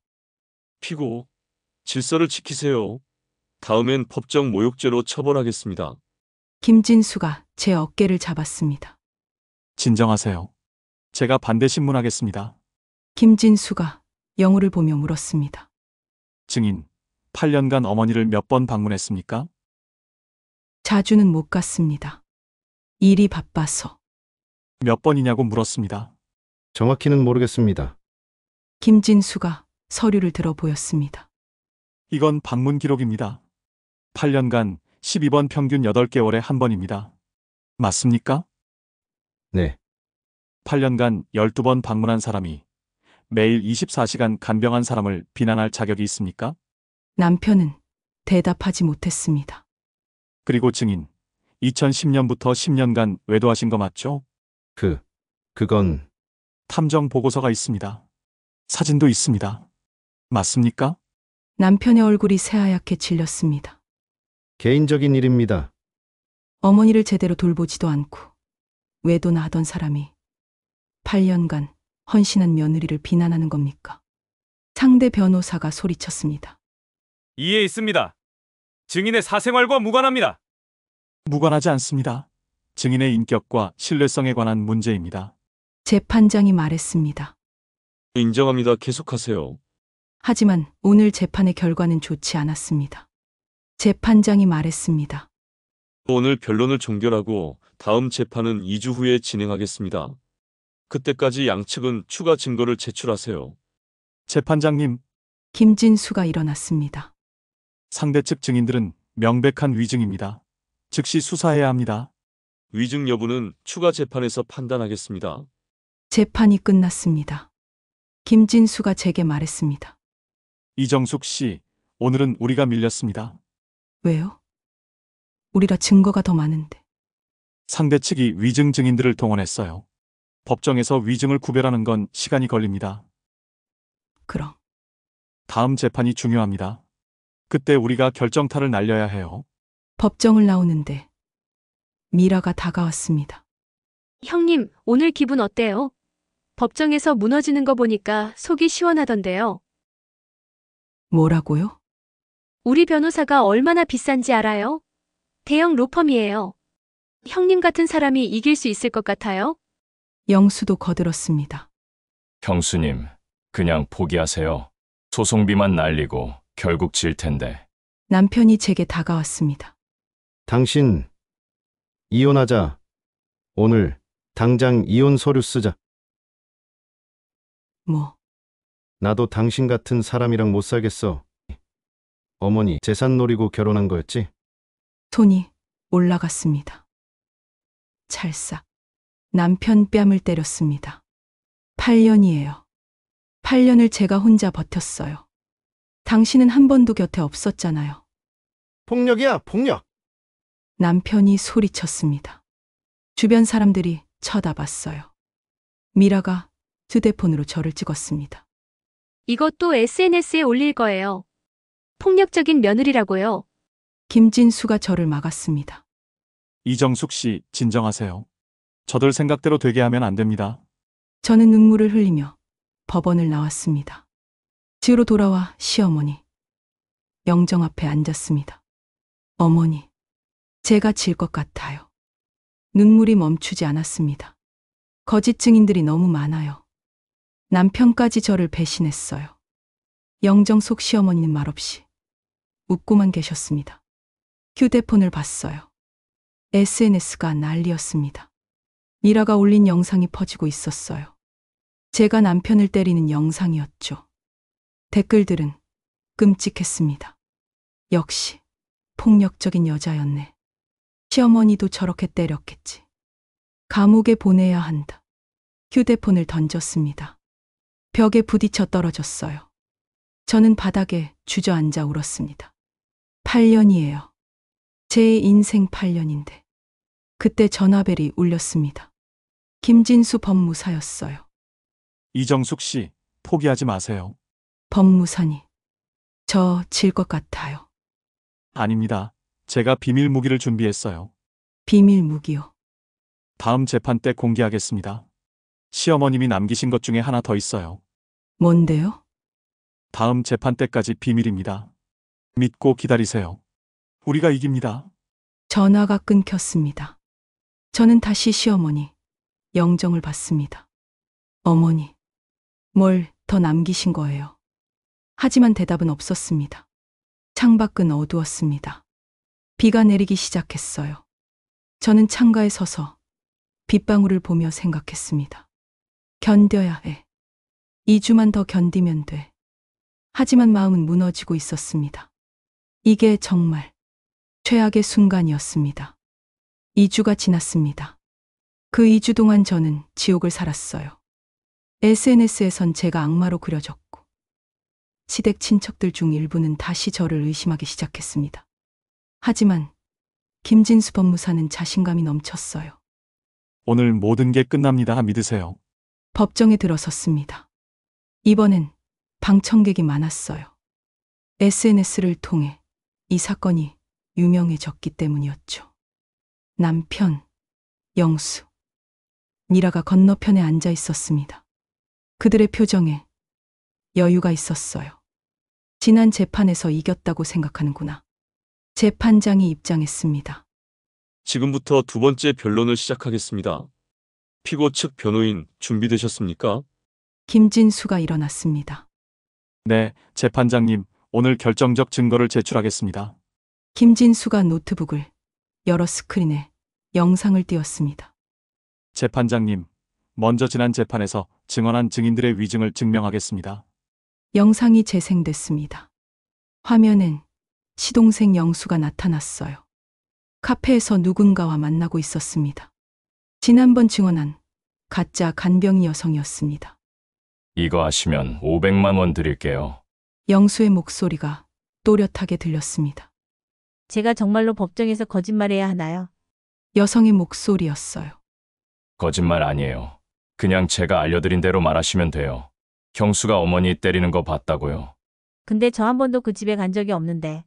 그래서 500만 원 드리는 거잖아요. 쉬운 돈이에요. 법정이 술렁였습니다. 상대 측 변호사의 얼굴이 굳었어요. 영수는 식은땀을 흘리고 있었습니다. 김진수가 말했습니다. 이 영상은 3주 전, 재판 일주일 전에 촬영됐습니다. 우리 측에서 고용한 사설 탐정이 찍은 겁니다. 다음 영상이 재생됐습니다. 이번엔 미라와 두 번째 증인이었던 남자였어요. 300만 원 드릴게요. 이웃에 살았다고 하시고 밤마다 고함 소리 들렸다고만 하세요. 이거 불법 아니에요? 들키지 않으면 괜찮아요. 형수는 증거가 없어요. 영상이 끝났습니다. 재판장이 엄숙하게 물었습니다. 원고 박영수, 이게 사실입니까? 영수는 벌떡 일어나 소리쳤습니다. 저건 조작이에요. 합성이라고요. 김진수가 서류를 제출했습니다. 재판장님, 이건 박영수의 계좌 이체 내역입니다. 재판 일주일 전 첫 번째 증인에게 500만 원을 이체했습니다. 두 번째 증인에게는 300만 원을요. 이건 영수는 말을 잇지 못했습니다. 재판장이 망치를 두드렸습니다. 원고 박영수, 증인 매수 혐의가 인정됩니다. 별도로 수사하겠습니다. 김진수가 다시 말했습니다. 재판장님, 이제 가장 중요한 증거를 제출하겠습니다. 스크린에 새로운 영상이 떴습니다. 법무사 사무실이었어요. 시어머니가 앉아 계셨습니다. 2018년 5월 유언장을 작성하던 그날이었죠. 하지만 이건 제가 본 적 없는 영상이었습니다. 시어머니의 목소리가 흘러나왔어요. 또렷하고 힘찬 목소리였습니다. 나는 고순자입니다. 오늘 2018년 5월 15일 내 뜻으로 이 영상을 남깁니다. 법정이 조용해졌습니다. 나는 2013년 치매 진단을 받았습니다. 하지만 오늘 정신과 전문의 김철수 박사님의 검사 결과 나는 경증 치매이며 의사 결정 능력이 있다는 판정을 받았습니다. 화면에 진단서가 보였습니다. 내 두 아들 박영호와 박영수는 8년간 나를 12번밖에 찾아오지 않았습니다. 나는 모든 것을 기록했습니다. 시어머니가 빨간 수첩을 들어 보였어요. 반면 내 며느리 이정숙은 8년간 밤낮으로 나를 돌봤습니다. 기저귀를 갈고 밥을 먹이고 나를 씻겼습니다. 시어머니의 눈에 눈물이 고였습니다. 나는 치매지만 사랑은 알아요. 정숙이만 나를 사랑했어요. 저도 눈물이 났습니다. 시어머니가 카메라를 똑바로 보며 말했습니다. 내 아들들은 나를 버렸어요. 돈만 요구했어요. 정숙이를 며느리니까 당연하다며 무시했어요. 그래서 나는 내 전 재산을 이정숙에게 줍니다.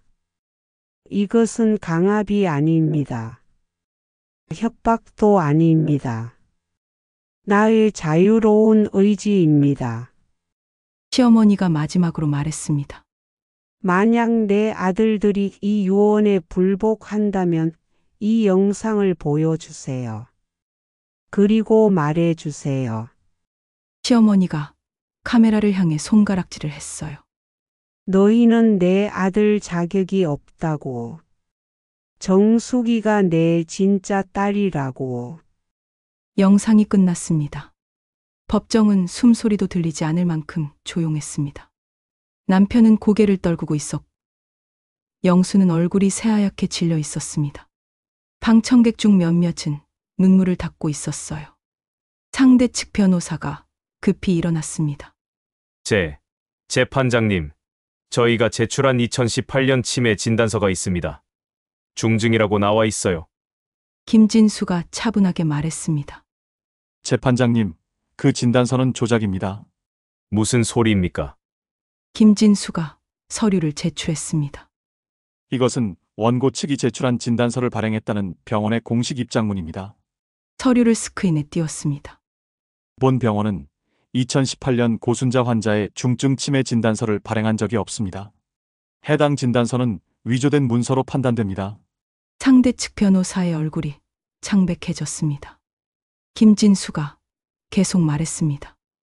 더욱이 진단서를 위조 의뢰한 사람은 원고 박영수입니다. 증거가 있습니다. 또 다른 영상이 재생됐습니다. 영수가 어떤 남자와 통화하는 모습이었어요. 선생님, 어머니 치매 진단서 좀 중증으로 만들어 주실 수 있나요? 돈은 드릴게요. 그건 불법인데요. 들키지 않으면 괜찮아요. 제발 부탁드립니다. 재판장이 망치를 3개 두드렸습니다. 원고 박영수, 문서 위조 혐의도 추가됩니다. 영수는 그대로 주저앉았습니다. 김진수가 마지막 공격을 시작했습니다. 재판장님, 원고 측은 피고가 고순자 씨를 학대했다고 주장했습니다. 이제 그 거짓을 증명하겠습니다. 노트북에서 사진들이 스크린에 떴습니다. 병원 진료 기록이었어요. 이것은 8년간 고순자 씨의 모든 병원 진료 기록입니다. 단 한 번도 학대로 의심되는 상처나 골절이 없었습니다. 다음 자료가 나타났습니다. 그리고 이것은 이웃 증인 김말순 할머니의 증언입니다. 김 할머니가 증인석에 섰습니다. 증인, 8년간 옆집에서 무엇을 보셨습니까? 김 할머니가 또렷하게 말했습니다. 정숙 씨가 밤낮으로 순자 씨를 돌보는 걸 봤어요. 단 한 번도 학대하는 걸 본 적 없어요. 고함 소리는요? 들린 적 없어요. 정숙 씨는 항상 조용했어요. 오히려 순자 씨가 치매로 소리 지를 때 정숙 씨가 달래는 소리만 들렸어요. 김진수가 다시 물었습니다. 원고 측 증인이 이웃에 살았다고 했는데요. 김 할머니가 단호하게 말했습니다. 거짓말이에요. 50년 동안 옆집은 저예요. 다른 사람 본 적 없어요. 재판장이 상대 측 변호사를 보며 물었습니다. 변호인 할 말 있습니까? 상대 측 변호사는 아무 말도 하지 못했습니다. 김진수가 남편 영호를 바라보며 말했습니다. 재판장님, 원고 박영호의 위증도 증명하겠습니다. 이해 있습니다. 상대 측 변호사가 소리쳤지만 재판장이 손을 들었습니다. 기각 계속하세요. 김진수가 서류를 꺼냈습니다. 박영호는 지난 재판에서 아내가 어머니한테 소리 질렀다고 증언했습니다. 네. 하지만 박영호는 8년간 12번밖에 방문하지 않았습니다. 어떻게 그걸 확신할 수 있죠? 저는 아내한테 들었습니다. 거짓말입니다. 김진수가 휴대폰 녹음을 재생했습니다. 남편과 영수의 대화였어요. 형님, 재판에서 뭐라고 말할 거예요? 그냥 어머니한테 못되게 굴었다고 하면 되잖아. 진짜로 그랬어요? 몰라. 근데 유언장 무효로 만들려면 그렇게 말해야지. 형님도 참. 근데 괜찮겠어요? 괜찮아, 증거 없잖아. 녹음이 끝났습니다. 법정이 술렁였습니다. 남편은 벌떡 일어나 소리쳤습니다. 이건 불법 녹음이에요. 김진수가 차분하게 말했습니다. 공공장소에서의 대화는 녹음 가능합니다. 법정 복도에서 한 대화였습니다. 재판장이 영호를 보며 물었습니다. 원고 박영호 위증을 인정합니까? 영호는 대답하지 못했습니다. 법정 모욕과 위증 혐의로 벌금 500만 원을 부과합니다. 김진수가 미라를 보며 말했습니다. 재판장님, 원고 측 박영수의 배우자 김미라 씨도 처벌받아야 합니다. 무슨 근거로요? 상대 측 변호사가 물었습니다. 김진수가 자료를 제출했습니다. 김미라 씨는 SNS에 시어머니 학대 며느리라는 허위 사실을 유포했습니다. 이것은 명예훼손입니다. 의견 표현의 자유입니다. 미라가 소리쳤습니다. 사실이 아닌 것을 사실처럼 유포한 건 범죄입니다. 댓글 수백 개로 피고의 명예가 심각하게 훼손됐습니다. 김진수가 프린트한 자료를 보여줬습니다. 그리고 김미라 씨는 증인 매수에도 관여했습니다. 영상이 있습니다. 영상이 재생됐습니다. 미라가 거짓 증인들과 함께 대본을 연습하는 장면이었어요. 이렇게 말하세요. 이정숙이 어르신을 때렸다 이렇게요. 재판장이 말했습니다. 김미라 씨, 명예훼손 및 증인 매수 공모로 벌금 300만 원 부과합니다. 미라는 그대로 주저앉아 울기 시작했습니다. 재판장이 망치를 들었습니다. 충분한 증거를 검토했습니다. 이제 판결을 내리겠습니다. 법정이 조용해졌습니다. 첫째, 고순자 씨의 유언장은 법적으로 유효합니다. 공증된 유언장이며 의사 능력이 있는 상태에서 작성됐습니다. 둘째, 원고 측의 주장은 모두 거짓으로 밝혀졌습니다. 피고 이정숙은 8년간 헌신적으로 간병했으며 학대한 사실이 없습니다. 셋째, 원고 박영호, 박영수는 위증, 증인 매수, 문서 위조 등의 범죄를 저질렀습니다. 별도로 형사처벌받게 될 것입니다.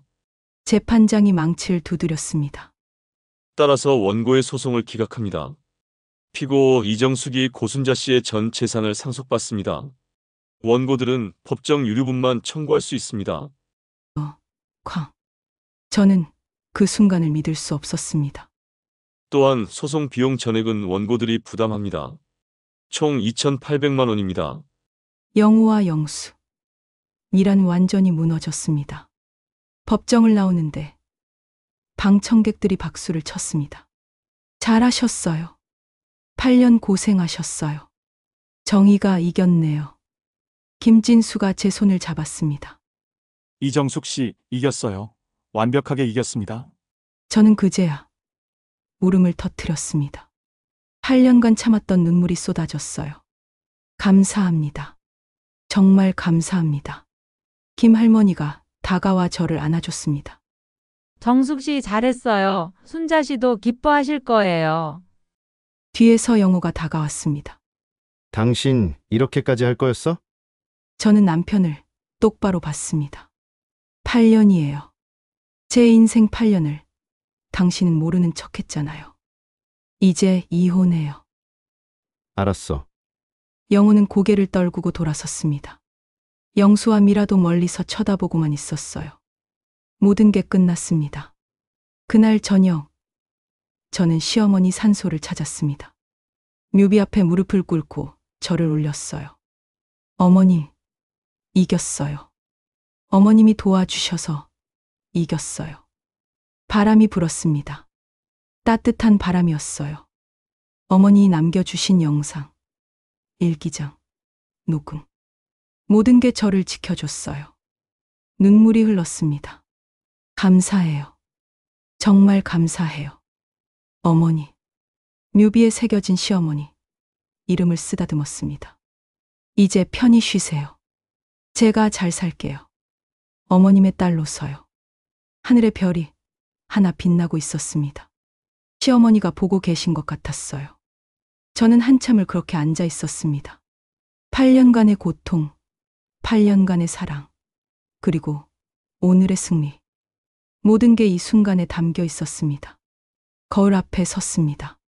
59세. 하지만 1년 전보다 훨씬 젊어 보였어요. 머리는 단정하게 자르고 얼굴엔 생기가 돌았습니다. 눈가 주름도 있지만 이젠 웃을 때 생기는 주름이었죠. 손을 내려다봤습니다. 소독약에 짓물렀던 손은 이제 많이 나았어요. 핸드크림을 꾸준히 발라서 부드러워졌습니다. 새 옷을 입었습니다. 연한 베이지색 블라우스에 검은색 바지. 단정하면서도 우아했어요.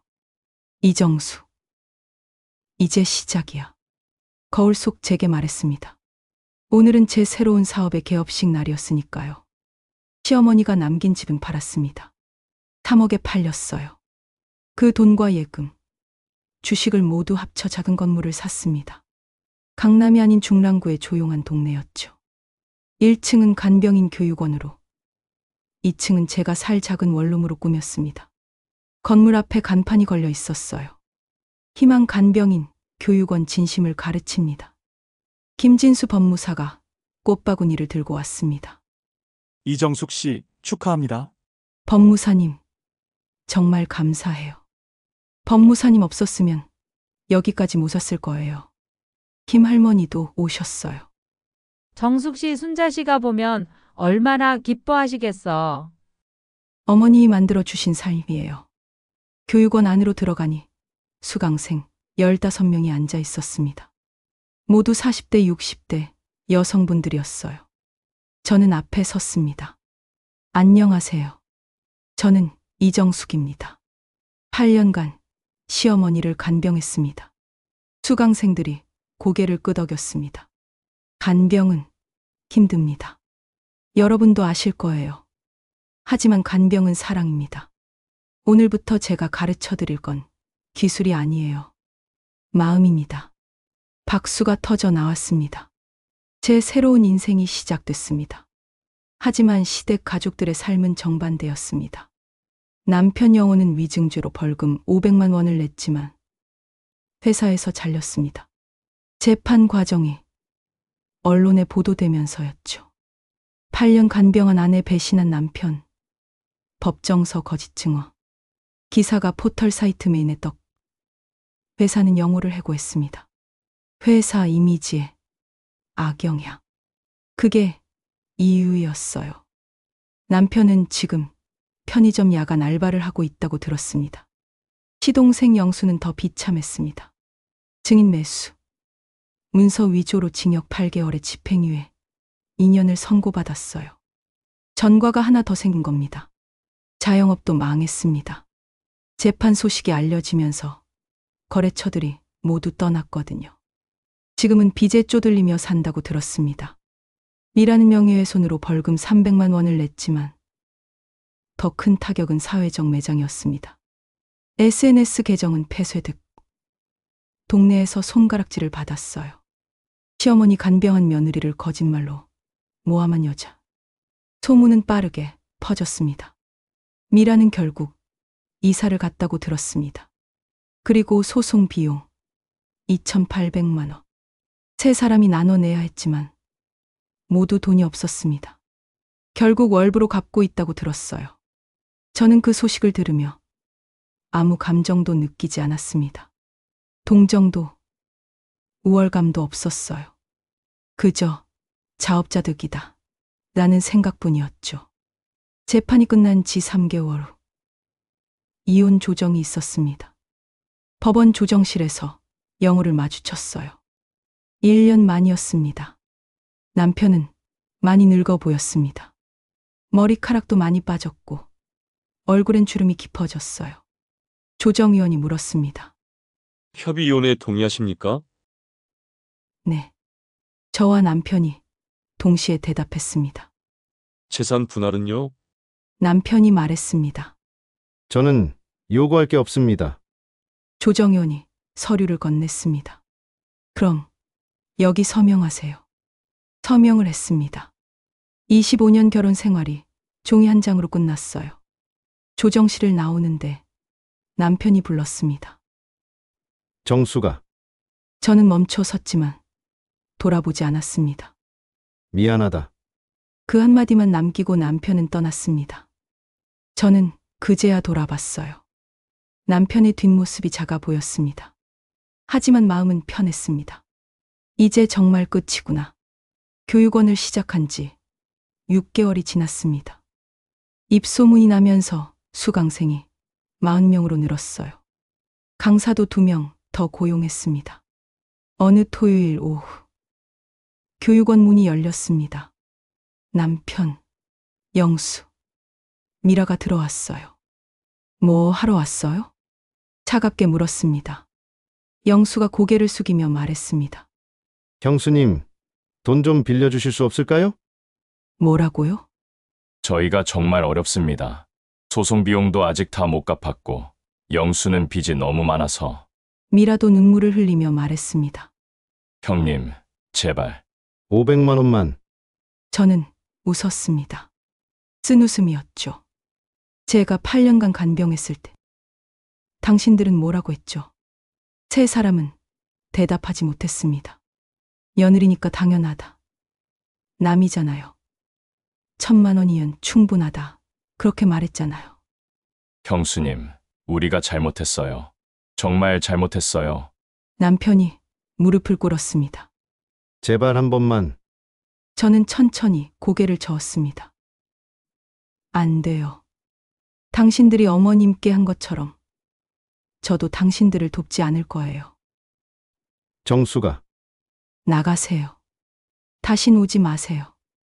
세 사람은 고개를 떨군 채 나갔습니다. 문이 닫혔습니다. 저는 창밖을 봤어요. 세 사람이 터벅터벅 걸어가는 모습이 보였습니다. 마음이 아프지 않았습니다. 이게 정이구나. 2023년 봄, 시어머니 이주기였습니다. 산소를 찾아갔어요. 손에는 꽃다발을 들고요. 묘비 앞에 무릎을 꿇고 꽃을 놓았습니다. 어머니, 저 왔어요. 바람이 불었습니다. 어머님, 제가 잘 살고 있어요. 교육원도 잘 되고 있고 수강생들도 많아졌어요. 묘비를 쓰다듬으며 말했습니다. 어머니 남겨주신 돈으로 사람들을 가르치고 있어요. 진짜 간병이 뭔지, 사랑이 뭔지요. 눈물이 났습니다. 어머니, 감사해요. 제게 새로운 인생을 주셔서요. 가방에서 작은 액자를 꺼냈습니다. 교육원 개업식 사진이었어요. 수강생들과 함께 웃고 있는 제 모습이었죠. 어머니, 보세요. 저 이렇게 웃고 있어요. 8년 만에 처음으로요. 액자를 묘비 앞에 놓았습니다. 어머님은 제 시어머니였지만 제게 진짜 어머니가 돼 주셨어요. 고맙습니다. 한참을 그렇게 앉아 있었습니다. 산소를 내려오는데 누군가 올라오고 있었습니다. 고모 할머니였어요. 정숙 씨, 고모 할머니, 웬일이세요? 고모 할머니가 제 손을 잡았습니다. 순자 언니 기일이라 왔어? 정숙 씨도 왔구나. 네. 인사드리러 왔어요. 고모 할머니가 저를 위아래로 훑어봤습니다. 많이 좋아졌네. 예전보다 훨씬 밝아 보여. 행복해서 그래요. 순자 언니가 보면 좋아하시겠어. 정숙 씨, 언니가 잘못 보지 않았어? 고모 할머니가 제 손을 꼭 잡으며 말했습니다. 정숙 씨가 진짜 딸이었어. 혈육보다 더 진한 딸. 눈물이 또 났습니다. 고모 할머니. 그 나쁜 놈들은 어떻게 됐어? 잘 모르겠어요. 연락 안 해요. 잘했어. 그런 놈들은 만나지도 마. 고모 할머니와 함께 산을 내려왔습니다. 2024년 겨울. 교육원은 이제 수강생 100명이 넘는 곳이 됐습니다. 강사도 5명으로 늘었고 2층 원룸은 교육원 사무실로 바꿨어요. 저는 근처에 작은 오피스텔을 얻어 살았습니다. 크리스마스였습니다. 교육원에서 작은 파티를 열었어요. 수강생들과 강사들, 그리고 졸업생들까지 모였습니다. 60명 정도 모였는데 다들 웃고 떠들었어요. 한 졸업생이 다가왔습니다. 원장님, 저 요즘 정말 행복해요. 그래요? 어떻게 지내세요? 할머니 한 분 간병하는데 정말 좋아요.